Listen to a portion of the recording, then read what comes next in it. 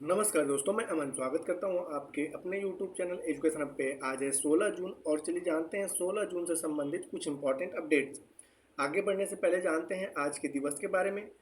तो आज है 16 जून और आज के दिन मनाया जा रहा है विश्व समुद्री कछुआ दिवस।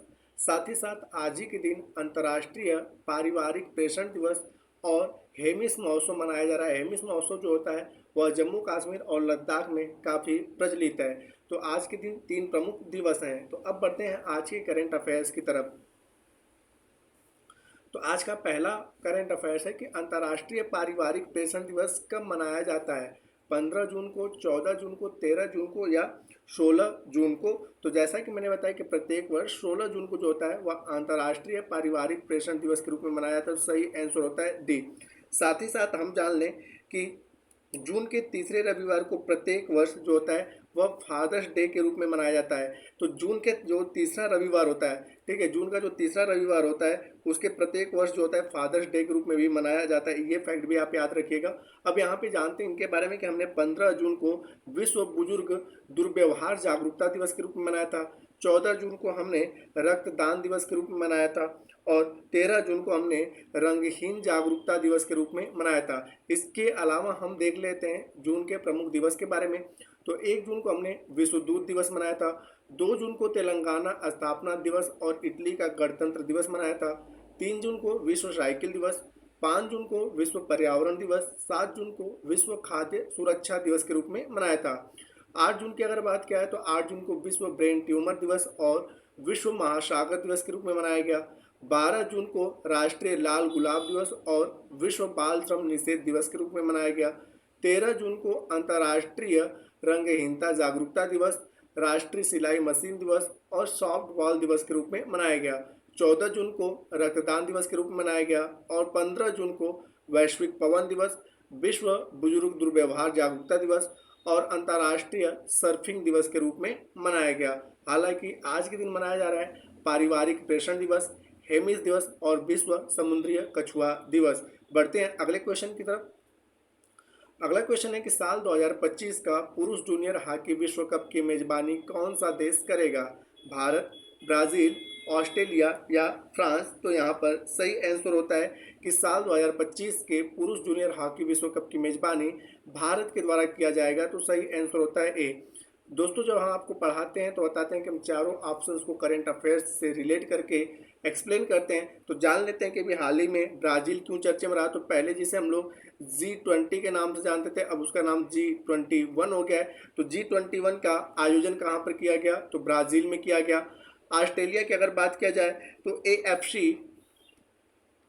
AFC महिला एशियाई कप का आयोजन ऑस्ट्रेलिया में होगा। और फ्रांस की बात किया जाए तो समर ओलंपिक का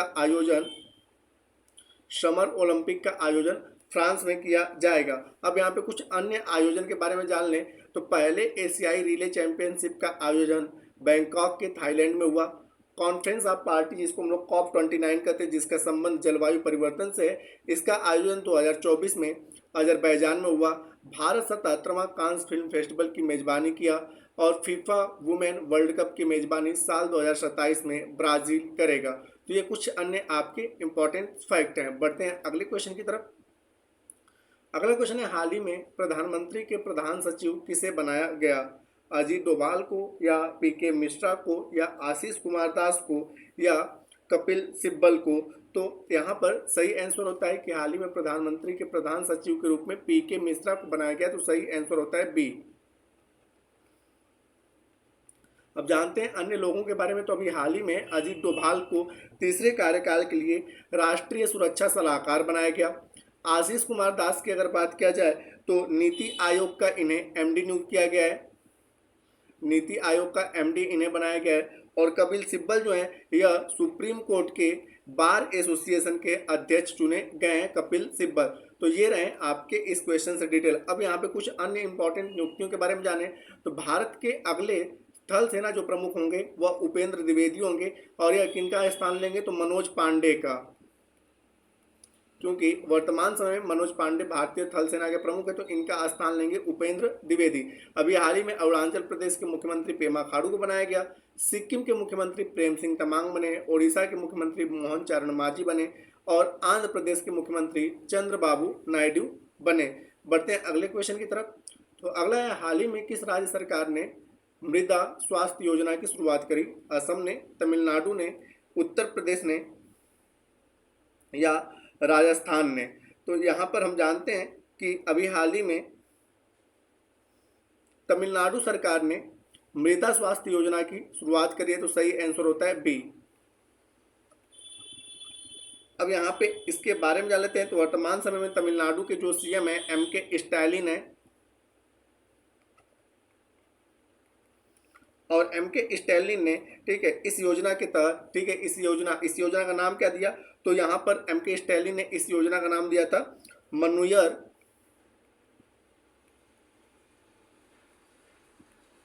काथू मुनियर मनुयर है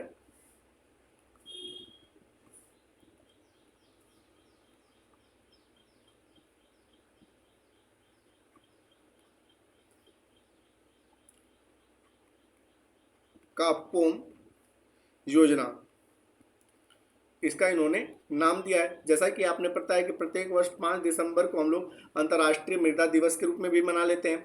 अब यहाँ पे साथ ही साथ जान लेते हैं कि अन्य राज्य ने अभी हाल ही में कौन कौन सी योजनाएं लॉन्च करी। तो अभी हाल ही में असम सरकार, असम के मुख्यमंत्री हिमंत बिस्वा शर्मा है, तो असम सरकार ने बालिका शिक्षा को बढ़ावा देने के लिए मुख्यमंत्री संतुष्ट मोइना योजना की शुरुआत करी। ठीक है,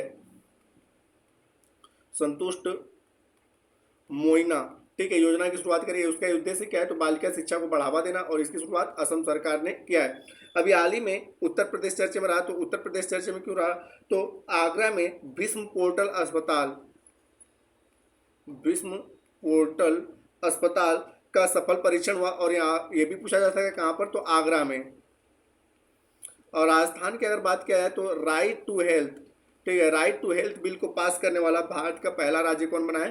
राजस्थान बना है, तो जिसके कारण राजस्थान भी चर्चे में रहा। बढ़ते हैं आज के अंतिम क्वेश्चन की तरफ। तो आज का अंतिम क्वेश्चन है कि यूक्रेन शांति सम्मेलन का आयोजन किस देश में किया गया? स्विट्जरलैंड में, इटली में, संयुक्त अरब अमीरात में या सिंगापुर में? तो यूक्रेन शांति सम्मेलन का आयोजन जो है वह स्विट्जरलैंड में किया गया, तो सही आंसर होता है ए। अब यहाँ पे अन्य ऑप्शंस के बारे में जानते हैं। तो अभी हाल ही में इटली चर्च में रहा है, क्योंकि G7 समिट आपने सुना होगा, अभी भारत के प्रधानमंत्री वहाँ से वापस चले आए हैं, जॉर्जिया मेलोनी वहाँ के प्रधानमंत्री हैं। तो G7 का जो आयोजन है इटली में किया गया। कॉन्फ्रेंस ऑफ पार्टीज, ठीक है, कॉन्फ्रेंस ऑफ पार्टीज का 28वां, ठीक है, 28वां सम्मेलन कहाँ पे किया गया? यूएई में। और कॉन्फ्रेंस ऑफ पार्टीज का 29वां सम्मेलन मैंने आपको बताया कहाँ पे किया गया था? अजरबैजान में, ठीक है। और सिंगापुर की बात किया जाए तो 4 दिन वर्क वीक वाला एशिया का पहला देश बन गया है सिंगापुर। जैसे कि हमारे यहाँ 6 दिन वर्क वीक है, ठीक है, तो वहाँ पे जैसे आपने पता है सप्ताह में 7 दिन होते हैं, तो हमें 6 दिन काम पे जाना होता है। लेकिन सिंगापुर अब केवल सप्ताह में 4 दिन आपको केवल काम पे जाना है, और 3 दिन आपको क्या मिलेगा? रेस्ट मिलेगा। तो ऐसा करने वाला यह एशिया का पहला देश बन गया है, जिसके कारण सिंगापुर चर्चे में रहा। बात करते हैं स्विट्जरलैंड की, क्योंकि यहाँ पे सही आंसर स्विट्जरलैंड है। स्विट्जरलैंड की जो राजधानी है बर्न है, और यहाँ की मुद्रा जो है वह स्विस फ्रैंक है।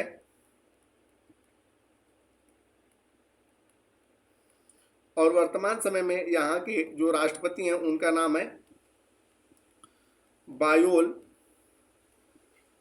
बायोला अमहेर्ड, यहाँ के वर्तमान समय के राष्ट्रपति हैं। तो ये रहे स्विट्जरलैंड के। अब जानते हैं कुछ वन लाइनर करंट अफेयर्स के बारे में। तो अभी हाल ही में खबरों में रहा जोशीमठ।